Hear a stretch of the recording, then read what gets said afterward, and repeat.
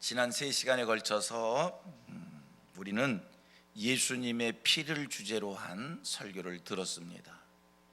우리의 신앙생활 속에서 예수님의 피가 왜 중요한지, 우리들이 왜 예수 그리스도의 피를 믿어야 하는지 3시간에 걸쳐서 함께 살피면서 은혜를 받았었습니다.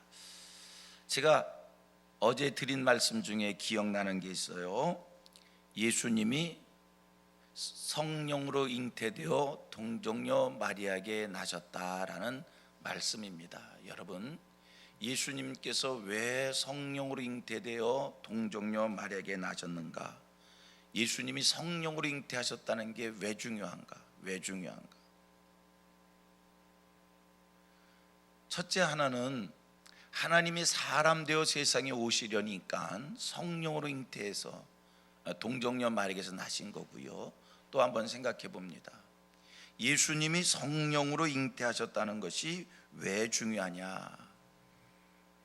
여러분, 예수님의 피는 죄를 씻는 피여야 했기에 인간들의 원죄와는 상관없이 거룩하고 깨끗하고 정결한 피여야 했던 겁니다. 그런데요, 세상에는 죄 없는 피가 없습니다. 하늘에 올라가도 죄 없는 피는 없고요, 땅속에 깊이 들어가도 없고요, 바다 끝에 가도 없고요, 이 세상에는 죄가 섞이지 않은 죄가 없는 그런 피는 없어요. 그래서 하나님께서 인간의 죄를 씻으려고 하나님이 사람이 돼서 오신 거고요. 우리 인간에게는 원죄가 있잖아요. 우리 인간에게는 죄악성이 있잖아요. 그래서 인간의 피를 가지시면 죄가 있는 피기에 그걸로 죄를 씻을 수 없어서 하나님이, 죄 없으신 하나님이 죄 없는 몸으로 이 땅에 오셔야 됐기에 성령으로 잉태해서 세상에 오신 거고요. 예수님의 피는, 그래서 예수님 피는 원죄가 없습니다. 예수님의 피에는 죄의 모양도 없습니다. 성령으로 잉태되어 오신 예수님, 분명히 피를 가지셨지만 그 피는 깨끗한 피요, 정결한 피요, 무음한 피요. 여러분, 우리가 예수님에 대해서 생각할 때 중요한 것들이 몇 가지가 있어요. 예수님의 죽으심도 중요하고요, 예수님의 부활도 중요하고요, 예수님의 승천도 중요하고요, 예수님의 재림도 중요한데 빼놓을 수 없이 중요한 게 예수님의 피입니다. 예수님의 피, 보혈의 피, 그 피는 우리의 죄를 씻는 피요. 그래서 예수님 성령으로 잉태됐다, 마음에 꼭 새기시고요. 여기서 우리들이 한 가지 짚고 확인하고 지나갈 게 있습니다. 예수님이 성령으로 잉태해서 동정녀 마리아에게서 나셨습니다. 여러분, 예수님이 마리아에게 나셨지만 이것도 똑같은 원리입니다. 마리아에게서 나신 예수님, 마리아에게서 나셨어도 마리아의 피와 마리아의 유전자와 완전히 상관없는 우리 예수님은요, 마리아의 몸에서 나셨지만 마리아와는 그의 유전성하고는 아무 상관이 없다라고 하는 겁니다. 이것은 너무나 당연한 원리입니다. 만약 예수님의 피 속에 마리아의 피가 섞이면 그건 또 역시 깨끗하지 못한 피요, 정결하지 못한 피요, 무음하지 않은 피요, 그래서 인간의 죄를 씻을 수 없는 겁니다. 마리아의 몸에서 오셨지만 마리아의 피와도 상관이 없으신 예수 그리스도, 이게 하나님의 능력인 거예요. 하나님이 흙으로 사람을 빚으시고 그 코에 생기를 불어넣어 사람을 만드셨다는 것을 여러분들이 믿는다면, 하나님이 성령으로 잉태되어 마리아의 몸에서 나셨다는 것도 여러분이 똑같이 믿어야 돼요. 이걸 가지고 생물학적으로 어떻게 남성이 없는 여성에게서 태어나실 수 있는가? 어떻게 여성의 몸에 태어나서 그의 유전자를 가지지 않고 태어날 수 있는가? 여러분, 그렇게 생물학적으로 설명할 일이 아니라 이거는 하나님의 전능하신 하나님의 창조의 능력을 믿으면서 우리의 신앙으로 받아들여야 될 기독교의 진리인 줄 믿습니다. 우리 기독교와 로마 카톨릭과의 차이점들을 우리들이 몇 곳에서 몇 가지라고 얘기할 수 없지요. 많은 것들을 우리들이 발견합니다. 천주교와 우리 기독교가 똑같은 게 아닌가? 똑같지 않아요. 우리가 교리를 배워 가보면 완전히 다른 종교가 아닌가, 그렇게 생각할 수 있을 정도로 달라요. 다른 것이 많아요. 로마 천주교와 우리 기독교가 다른 점이 뭔가? 많은 곳들이 있지만 마리아를 바라보는 시각이 다릅니다. 로마 천주교는요, 마리아를 아주 특별한 존재로 생각을 합니다. 그들은 마리아를 성모 마리아, 예수님을 낳으신 성모 마리아라고 하면서 우리가 보기에는 이거 마리아를 숭배하는 것 아닌가 싶을 정도로 마리아를 신앙의 대상으로 삼고 있습니다. 마리아에게 기도하고 마리아가 우리를 위해서 대신 도구해주고 로마 천주교입니다. 우리 기독교는요, 그냥 마리아는 마리아입니다. 같이 한번 합니다. 마리아는 마리아이다. 그게 무슨 말이 그래요? 그냥 마리아는 마리아예요. 마리아 이상도 아니고 마리아 이하도 아니고 그냥 마리아는 마리아일 뿐이다. 우리 예수님이 마리아 몸에서 나셨지만, 또 반복합니다만, 마리아의 피와는 상관없고 그의 성품, 그의 기질, 그의 성향, 그의 유전자 전혀 상관없이 그의 몸에서 태어나셨을 뿐입니다. 만약 마리아의 피, 마리아의 성격, 마리아의 성품, 마리아의 인격, 마리아의 유전인자, 이것이 예수님의 몸에 섞이면 여러분, 예수의 피가 보혈의 피가 될 수 없고요, 예수님의 피가 우리와 다를 바가 없고요, 그 피로 죄를 씻을 수 없는 겁니다. 그래서 우리 예수님은 성령으로 잉태하여 마리아의 몸에서 태어나셨을 뿐이지 마리아가 예수님에게 섞인 것은 아니다. 중요한 기독교의 교리입니다. 진리입니다. 요즘 우리 교회 안에도 마리아 잉태설 하면서 여러 가지 학설들이 나오는데 다 이단의 얘기예요. 그거 다 이단이요. 그런 소리 들으면 안 돼. 우리의 피를 씻는 예수 그리스도 보혈의 피, 무음한 피다, 깨끗한 피다, 거룩한 피다, 완전 무결한 피다, 꼭 기억하시기를 축복합니다. 그리고 오늘 본문 23절 한번 읽습니다. 23절입니다. 같이 읽겠습니다. 시작. 그러므로 하늘에 있는 것들의 모형은 이런 것들로서 정결하게 할 필요가 있었으나 하늘에 있는 그것들은 이런 것들보다 더 좋은 제물로 할지니라.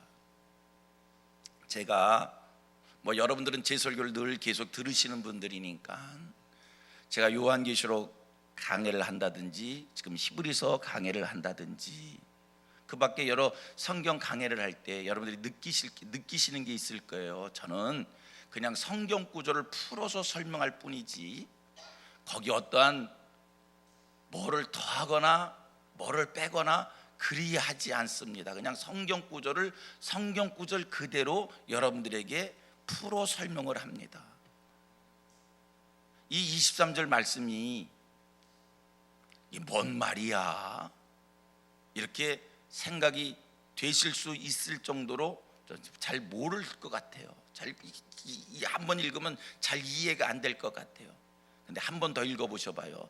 어려운 말이 아닙니다. 그냥 말 그대로 풀어 이해하면 되십니다. 보세요. 시작. 그러므로 하늘에 있는 것들의 모형은 이런 것들로서 정결하게 할 필요가 있었으나 하늘에 있는 것들은 이런 것들보다 더 좋은 제물로 할지니라. 자, 이게 뭔 말인가? 그러므로 하늘에 있는 것들의 모형은, 하늘에 있는 것들의 모형은, 여러분, 여기서 하늘에 있는 것들의 모형이란 무엇을 얘기하는가? 그동안 쭉 배워왔지요. 하늘에 있는 것들의 모형이 뭡니까? 땅의 장막입니다. 모세의 손으로 지어진 장막입니다. 그렇습니다.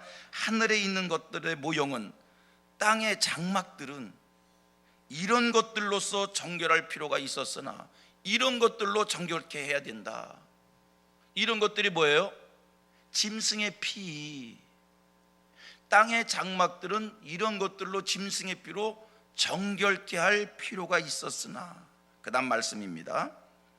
하늘에 있는 그것들은 이런 것들보다 더 좋은 제물로 할지니라. 하늘에 있는 그것들은 무슨 얘기예요? 하늘 처소를 말하는 겁니다. 영원한 장막, 하늘 처소, 하늘 성소는, 땅의 장막은 짐승의 피로 정결케 하지만 하늘에 있는 그 장막은 뭘로요? 그보다 더 좋은 제물로 정결케 해야 한다. 그러면 그것보다 더 좋은 제물이 뭘 얘기할까요? 땅의 장막은 짐승의 피로 정결케 했지만 하늘에 있는 그것은 짐승의 피가 아니라 그보다 더 좋은 제물로 정결케 해야 된다. 그럼 그보다 더 좋은 게 뭐예요? 예수님의 피로 정결케 한다. 어려운 말이 아닙니다. 자, 그러면 여기서 여러분들이 이제 질문을 하나 만들어낼 것이 있습니다. 무슨 질문이냐? 뭐가 좀 이상한데? 그쵸, 이상하지요. 하늘에 있는 장막들은 이런 것들보다 더 좋은 제물로 정결케 한다. 그러면 하늘 장막도 정결케 해야 되는구나. 여러분, 하늘 장막을 정결케 해야 됩니까? 이건 상식입니다. 하늘은요, 이미 거룩한 곳입니다. 하나님의 처소는요, 이미 무음한 곳입니다. 완전 무결한 것입니다. 그런데 이 완전 무결한 것을 뭘 때문에 정결케 해야 되느냐, 이런 질문이 여러분들에게 생길 수 있는 겁니다. 그렇습니다. 여러분, 하늘은 이미 거룩한 곳이요, 깨끗한 곳이요, 죄가 없는 곳인데 도대체 왜 또 정결케 해야 된다라고 하는 이 말이 오늘 본문에 나오느냐는 겁니다.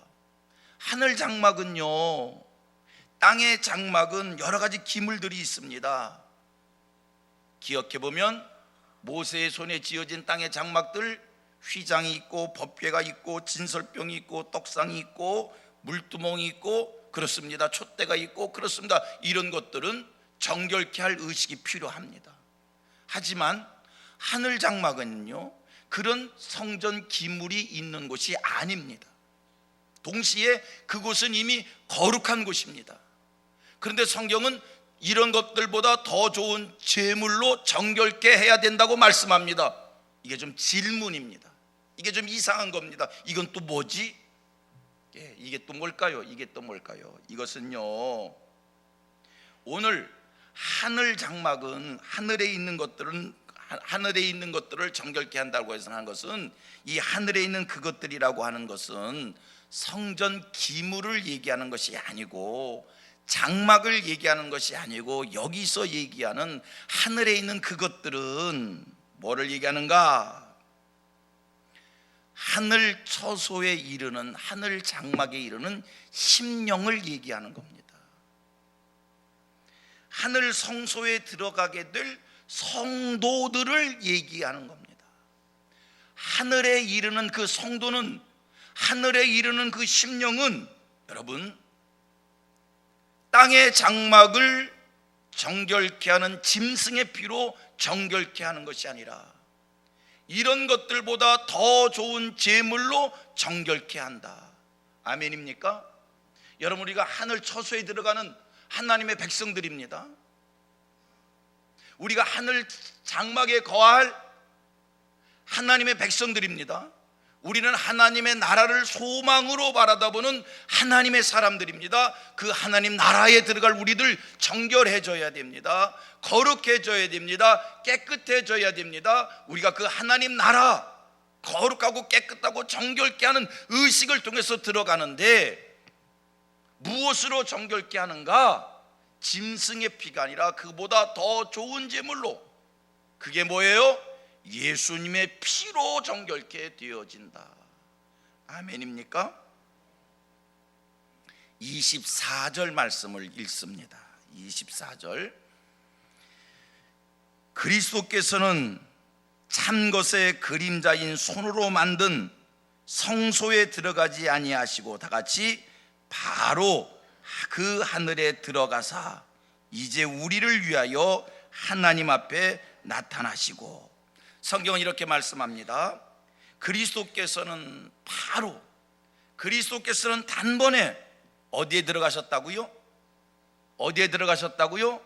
하늘에 들어가셨는데, 성경 말씀 그대로예요. 예수님이 바로 땅의 성소에 들어가지 않고 예수님이 바로 하늘에 들어가신 이유는 뭐라고요?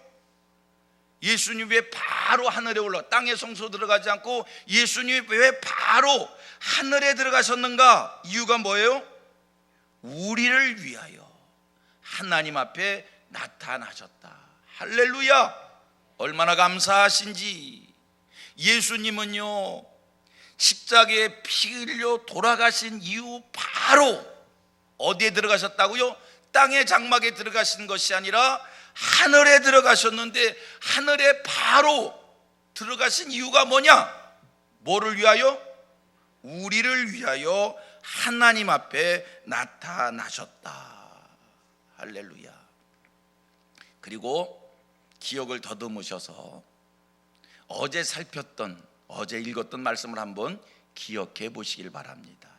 12절 말씀입니다. 12절 9장 12절입니다. 염소와 송아지 피로 하지 아니하고, 다 같이, 오직 자기의 피로 영원한 속죄를 이루사 단번에 성소에 들어가셨느니라. 예수님 염소와 송아지 피가 아니라 자기의 피로, 예수님은 염소와 송아지 피로 속죄를 이루신 게 아니라 뭐로? 자기의 피로 속죄를 이루시고, 그 다음에 단번에 성소에 들어가셨다는 거예요. 오늘 본문은 뭐라고 얘기해요? 그가 바로 하늘에 들어가셨다는 거예요. 자, 보세요. 어제 살폈던 12절 말씀, 오늘 24절 말씀, 단번에 성소에 오르신 예수님, 바로 하늘에 들어가신 예수님, 똑같은 말씀이에요. 왜 단번에 성소에 이르시고 바로 하늘에 이르셨는가? 이유가 뭐예요? 왜 바로 우리를 위하여 하나님 앞에 나타나셨다. 그렇습니다. 우리 예수님 우리를 위하여. 그러면 우리를 위한다. 뭐를 위하여? 우리를 위하여 예수님 하신 일이 뭐예요? 우리를 위하여 예수님이 하신 말씀이 뭐예요? 23절 말씀이 그거잖아요. 우리를 정결케 하기 위하여 단번에 성소에 이르시고, 우리를 정결케 하기 위하여 바로 하나님 앞에 나타나신 예수님. 아멘입니까? 예수님 피 흘려 죽으시고 당신의 피로 자기를 정결케 하신 후 바로 성소에 이르셔 바로 하나님 앞에 하늘에 오르사 하나님 앞에 나타나셨는데, 우리를 위하여, 그 우리를 위한 게 뭐냐? 23절 말씀이에요. 우리를 정결케 하는 일을 위하여. 자, 그러면 좀 더 구체적으로, 하늘 성소에 이르신 예수님, 우리를 정결케 하는 일을 그 하늘 성소에서 지금도 하고 계십니다. 지금도 하늘 처소에서 우리를 위하여 하나님 앞에 나타나셔서 우리를 정결케 하는 그 일을 이루고 계십니다. 그러면 하늘에 오르신 예수님이 우리를 위하여, 우리를 정결케 하기 하는 일을 위하여 하늘 보좌에서 피를 철철철철 흘리고 계신가? 그건 아니고요. 그건 아니고요. 어떤 분이요 전에 그러더라고요. 자기가 환상을, 예수님을 환상으로 봤대요. 다 실화요, 실화. 어떤 분이 그러더라고요. 환상으로 봤대요. 그래요? 근데 예수님을 봤더니 어떻대요? 그랬더니 하나님 보좌 우편에서 피를 철철 흘리고 계시는 것을 환상으로 봤대요. 본인이 봤대는데 내가 뭐라고 그러겠어. 하지만 마음속으로는, 제 마음속은 그건 아닌 것 같은데 이런 생각이 들더라고요. 단번에 성소에 올라서 우리를 정결케 하신다고 거기서 피 흘리고 계신 게 아니라 예수님은 이미 2000년 전 십자가에서 흘리신 그 피로, 흘리신 피를 다 쏟으셨고요, 그 피로 우리를 완전히 정결케 할 수 있는 것이고요, 그리고 하늘에 오르셔서 예수님은 우리를 정결케 하는 그 일을 위하여 무슨 일을 하는가? 성경 두 곳을 읽습니다. 로마서 8장 34절입니다. 로마서 8장 34절. 로마서 8장 33절 제가 읽을게요. 누가 정죄하리요?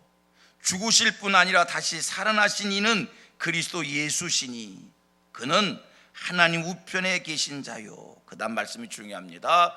우리를 위하여 간구하시는 자시니라. 하나님 우편에서 우리를 위하여 뭐 한다고요? 간구하신다. 지금 우리를 정결케 하기 위하여 단번에 바로 하늘에 오르사 하나님 앞에 나타나신 예수님,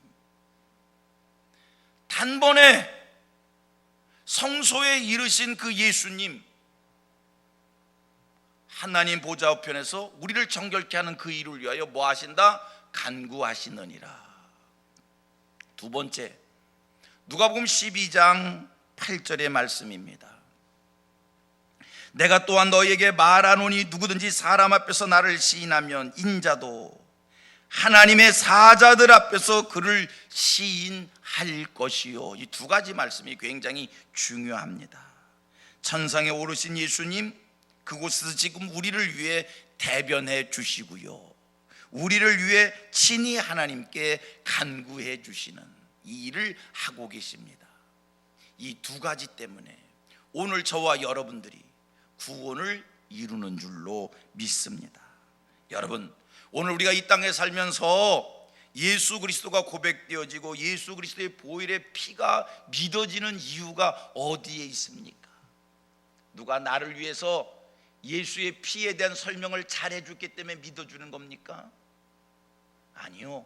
하늘 보좌 우편에 계신 그리스도께서 우리를 위하여 간구해 주시니 그 기도의 능력에 힘입어 오늘 우리가 예수의 피가 믿어지고 구원받는 하늘의 축복을 누리는 줄 믿습니다. 우리를 정결케 하기 위하여 지금 천상에 오르신 예수님, 우리를 위하여 기도해 주고 계셔요. 간구해. 그 기도 때문에, 그 간구 때문에 예수가 믿어지는 겁니다. 아멘입니까? 두 번째, 여러분, 우리가 사는 세상에 사탄의 시험이 있습니다. 사탄의 정죄가 있습니다. 이런 일 저런 일, 사건과 사고가 많습니다. 하지만 여러분, 우리가 이런 모양 저런 모양으로 정죄를 받아도 망하지 않는 이유가 어디 있습니까? 천상에서 예수님이 우리를 대신하여 하나님께 대변해 주시기에, 우리를 변론해 주시기에, 천상에 계신 우리 예수님이 우리를 하늘에서 지켜 보호하여 주시기에 그 능력에 힘입어 구원의 축복을 누리시는 줄로 믿습니다. 단번에 하늘에 오르신 예수님, 바로 천상에 오르신 그 예수님, 오늘 우리의 구원을 이루시는 그 역사를 펼치시기에 오늘 우리가 그 축복 안에서 구원의 은혜를 누리는 줄로 믿고 감사할 수 있는 하늘 백성들 되기를 축원합니다.